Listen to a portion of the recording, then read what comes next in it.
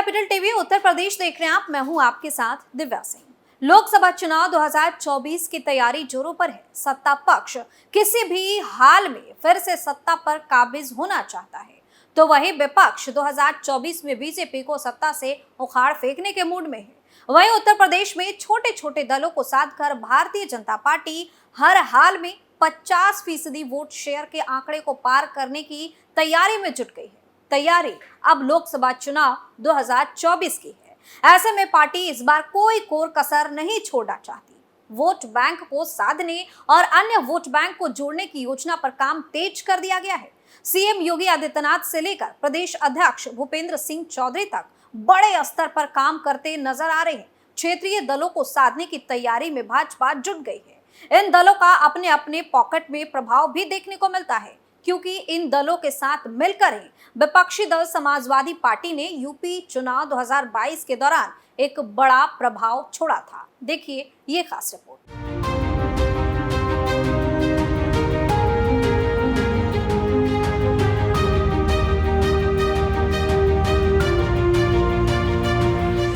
लोकसभा चुनाव 2022 में छोटे दलों का वोट शिफ्ट कराकर सपा अध्यक्ष अखिलेश यादव ने पार्टी गठन के बाद से अब तक का सबसे बड़ा वोट शेयर हासिल करने में कामयाबी पाई। अब इसको देखते हुए भाजपा भी इसी प्रकार की कोशिश में लग गई है। इसके साथ ही 3 क्षेत्रीय दलों और कई बड़े नेताओं के जुलाई में ही भाजपा और एनडीए में शामिल होने की चर्चा शुरू हो गई है। लोकसभा चुनाव से पहले एनडीए का कुनबा बढ़ाया जा रहा है और इस बार के लोकसभा चुनाव में एनडीए का सीधा मुकाबला इंडिया यानी कि Indian national developmental inclusive alliance से होना है। बता दें कि इंडिया में उत्तर प्रदेश से अब तक समाजवादी पार्टी और राष्ट्रीय लोक दल का जुड़ाव दिख रहा है। वहीं कांग्रेस विपक्षी गठबंधन को लीड कर रही है। यूपी में कांग्रेस के साथ ही इस बार सपा और रालोद का जाना तय माना जा रहा है, लेकिन दूसरी तरफ बहुजन समाज पार्टी अध्यक्ष मायावती ने अपनी अलग धारा तय कर ली है। इन सब के बीच अगर बात भाजपा की करें तो भाजपा ने अपनी ताकत को बढ़ाने की रणनीति पर भी काम करना शुरू कर दिया है। पार्टी की ओर से अब एनडीए के कुनबे को बढ़ाने पर विशेष जोर दिया जा रहा है। पिछले दिनों सुभाषपा ने एनडीए का दामन थाम लिया। इस प्रकार एनडीए में यूपी से 3 क्षेत्रीय दल साथ हो गए। निषाद पार्टी और अपना दल एस पहले से ही भाजपा के साथ है। वहीं अब महान दल जनवादी पार्टी और प्रगतिशील मानव समाज पार्टी के भी साथ आने की चर्चा तेज हो गई है। ऐसे में अगर बात करें महान दल की, तो यूपी की राजनीति में महान दल का कुछ इलाकों में खास असर देखने को मिलता है। ऐसे में समाजवादी पार्टी ने जब यूपी चुनाव 2022 से पहले अपने गठबंधन को मजबूत करना शुरू किया तो महान दल को भी साधा, लेकिन यूपी चुनाव के बाद सबसे पहले महान दल के केशव देव मौर्य किनारे कर दिए गए।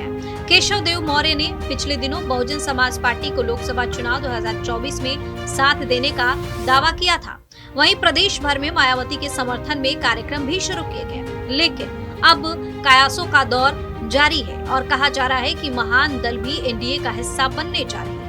इसी प्रकार प्रगतिशील मानव समाज पार्टी और जनवादी पार्टी को भी भाजपा गठबंधन में आने से ताकत बढ़ने की बात लगातार सुनने को मिल रही है। माना जा रहा है कि इस काम को एनडीए जुलाई में ही अंजाम देने वाली है। भाजपा पूरी तरह से मिशन 2024 में जुटी नजर आ रही है और इसको लेकर लोकसभा चुनाव से पहले तमाम बड़े स्थानीय चेहरों को साधना शुरू कर दिया गया है। पार्टी की ओर से पूर्व मंत्रियों और विधायकों को भी साधा जा रहा है। समाजवादी पार्टी और राष्ट्रीय लोक दल में किनारे किए गए नेताओं को साधकर स्थानीय स्तर पर पार्टी अपने आप को मजबूत करने की रणनीति पर काम करती नजर आ रही है। साथ ही दावा ये भी किया जा रहा है कि राज्यपाल सैनी और जगदीश सोनकर जैसे नेता भी भाजपा के पाले में अब आ सकते हैं। कई पूर्व मंत्रियों के पार्टी में शामिल होने से उनके अनुभवों का लाभ पार्टी स्थानीय स्तर पर मजबूती बढ़ाने में कर सकती है।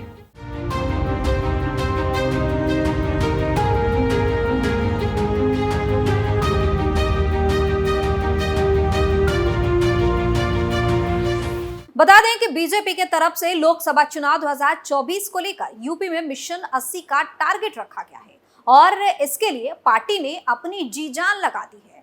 वहीं पार्टी हर लोकसभा सीट पर 50% वोट शेयर के आंकड़े को पार करने की कोशिश में जुटी नजर आ रही है और इसके लिए भाजपा के तरफ से हर लोकसभा सीट के लिए अलग प्लान तैयार किया गया है और उस पर बखूबी काम भी किया जा रहा है ताकि लोकसभा चुनाव 2024 में किसी भी गलती की गुंजाइश न रहे। तो ऐसे में अब बीजेपी ने यूपी में अपनी नजर टिका कर रखी है और अपना कुनबा लगातार बढ़ाती नजर आ रही है। इस खबर में फिलहाल के लिए इतना ही। देखते रहिए कैपिटल टीवी उत्तर प्रदेश। नमस्कार।